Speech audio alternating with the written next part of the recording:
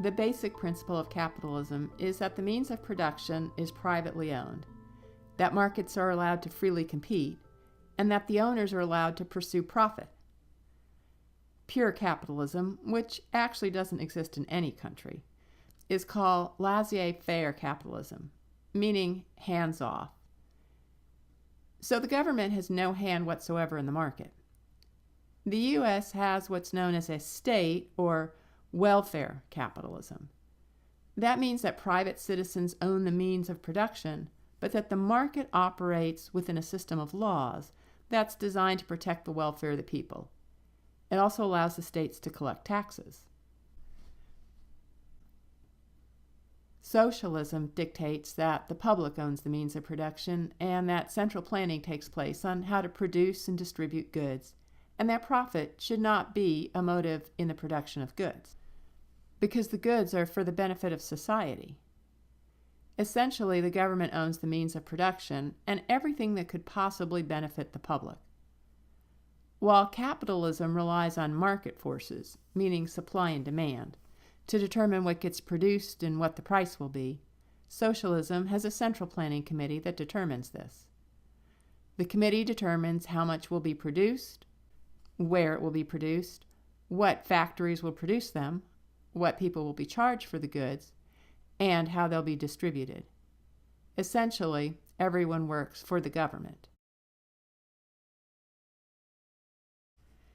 This chart helps you see the difference between socialism and capitalism.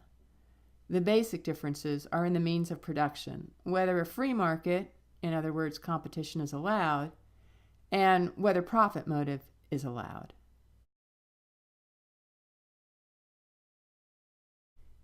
Each system creates its own ideology. Remember, ideologies are belief systems that are so embedded in society that while we follow them, we never really think about them. Capitalism has as its underpinning the idea that people should be free to do what they want, and that individualism is an important aspect of our world. Socialists think that capitalism profits some people and leaves others in poverty, and that the market system should work for the good of all the people, not just a few. Neither system is perfect, and each has plenty of flaws. Capitalism leads to inequality, with some people receiving great benefits and others living in poverty.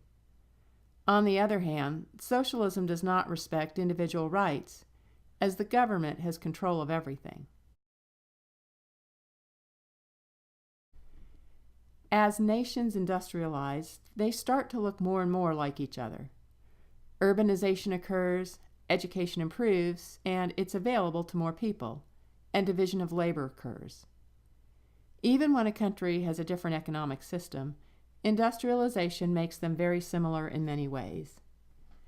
As countries industrialize, whether they are capitalist or socialist, they become very similar.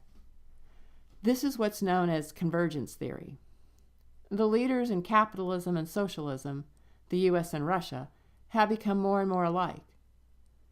Both Russia and China, formerly socialist countries, have moved their market system to capitalism.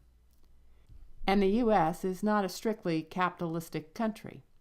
We collect taxes and subsidize government programs for food, housing, and medical care.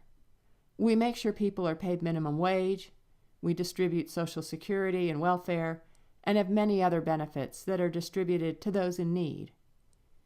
Our government bails out businesses that are too big to fail, or take over the administration of businesses that are on the cusp of failing. These are all instances of convergence, when an economic system is moving more towards the middle between socialism and capitalism.